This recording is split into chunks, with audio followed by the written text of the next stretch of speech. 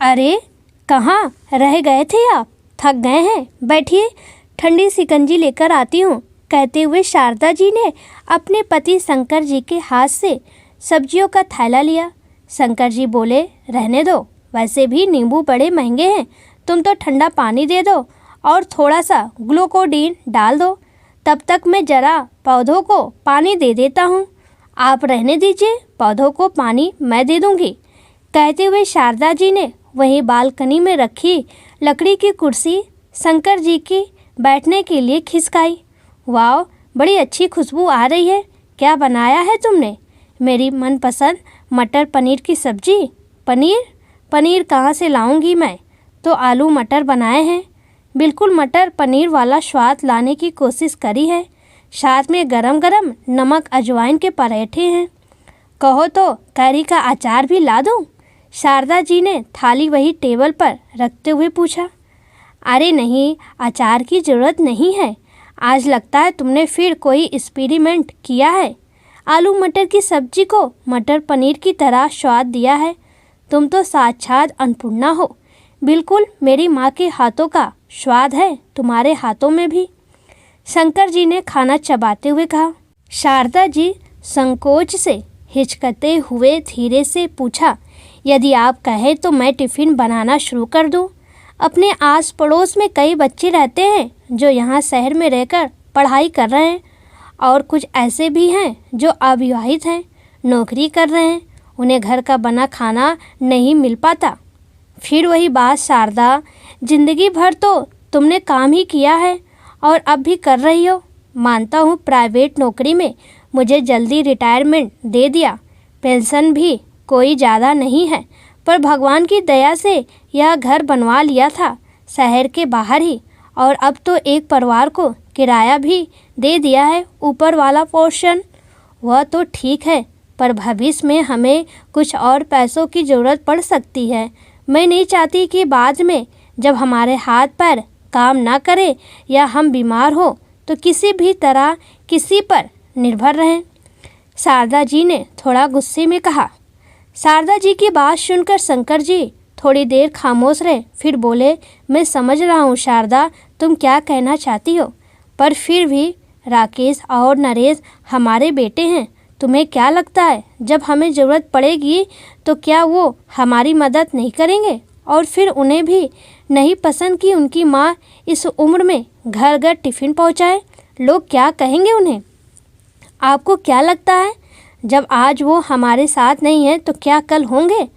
और क्यों हम किसी पर निर्भर रहें? और लोग क्या कहेंगे, मैं बिल्कुल भी परवाह नहीं करती। दोनों बहुओं को बिल्कुल बेटियों की तरह प्यार दिया, मैंने कभी किसी बात के लिए रोका टोका नहीं। पर देखो, अलग रहना है, एक शहर में होते हुए भी दोनों हमसे दूर हैं, शहर के दूसरी तरफ अलग रह रहे हैं, सिर्फ त्योहारों पर ही मिलना होता है, वो भी लोगों को दिखाने के लिए। अपने पोते पोतियों को देखने को दिल तरस जाता है, कहते हुए शारदा जी की आंखें भर आई।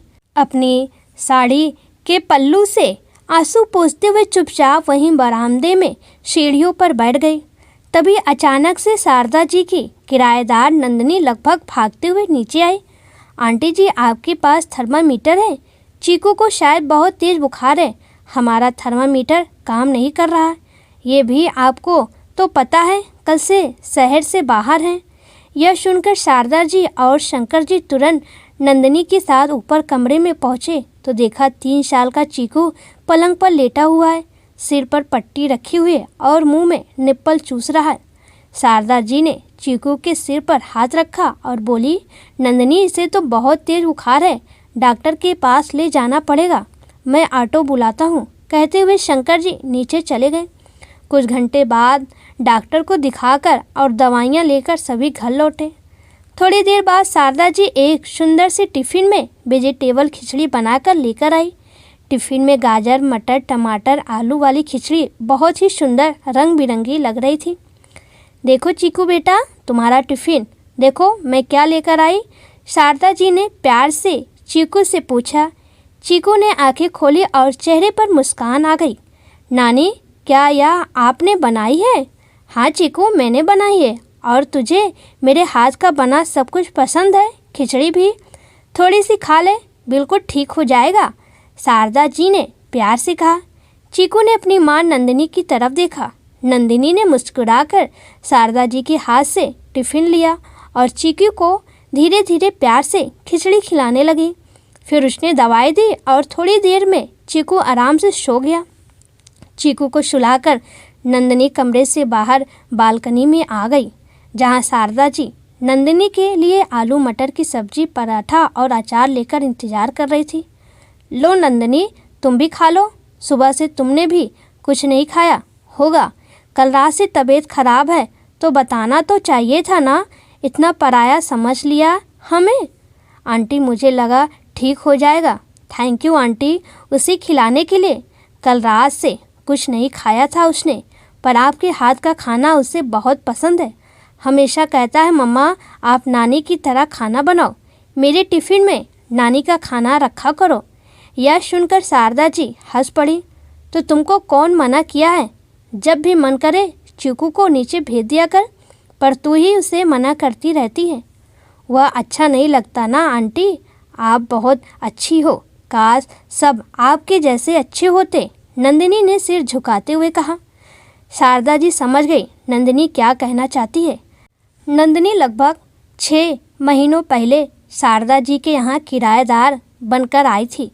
शंकर जी और शारदा जी चाहते थे कि ऊपर वाला पोर्शन किसी ऐसे परिवार को दे जिनके छोटे बच्चे हों, ताकि उनका मन लगा रहे। और नंदिनी अपने पति राघव के साथ इस शहर में आई थी। नंदिनी अपने ससुराल में बड़ी बहू थी। ससुराल का माहौल काफ़ी परंपरावादी था। घर में हर तरह की रोक टोक और सख्त पाबंदियाँ थी। नंदिनी पूरी जिम्मेदारी से घर का सारा काम करती और कर्तव्य निभाती। नंदिनी को कभी अपने घर में किसी परिवार के सदस्य का सहयोग नहीं मिलता। लगभग 1.5 साल तो नंदिनी सबके लिए सब कुछ करती रही, पर जब वह उम्मीद से हुई तो फिर घर के किसी भी सदस्य के व्यवहार में कोई परिवर्तन नहीं आया। तो मजबूरन नंदिनी को अपनी डिलीवरी के लिए मायके जाना पड़ा, ताकि उसे थोड़ा आराम और मानसिक शांति मिल सके।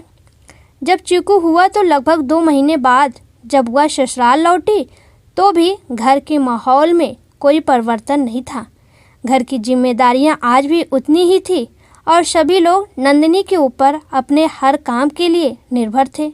और धीरे धीरे नंदिनी थकने लगी थी। तब उसने एक आदर्श बहू बनने की अपेक्षा एक अच्छी माँ बनने का निर्णय लिया।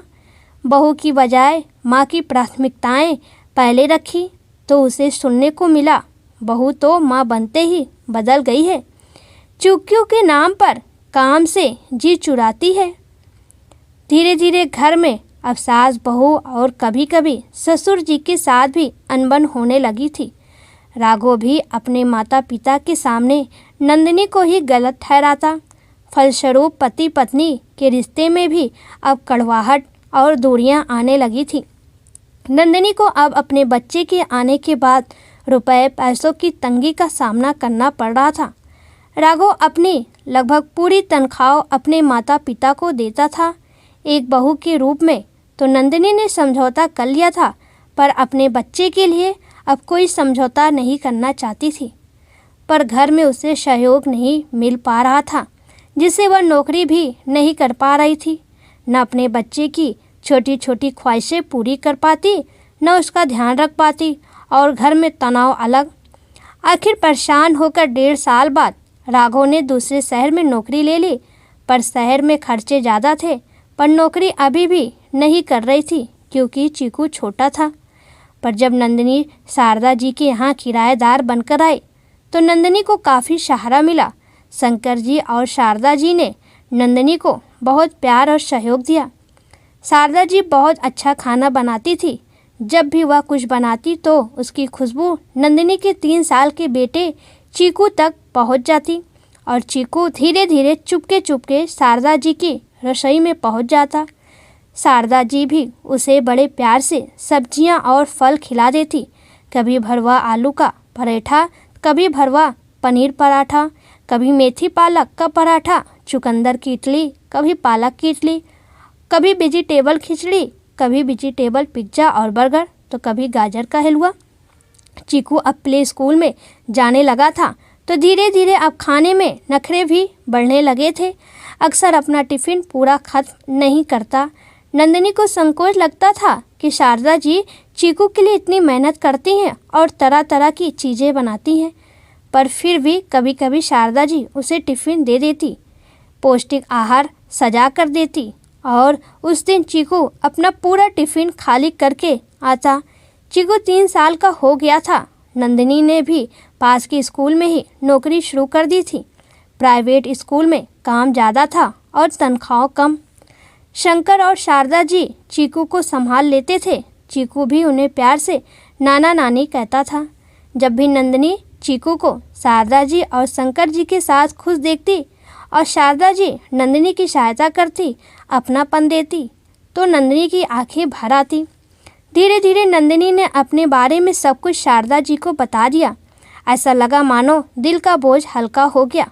नंदिनी अक्सर कहती, आंटी ऐसा क्यों होता है कि जो अच्छी बहू होती है तो उसको अच्छे सास ससुर क्यों नहीं मिलते?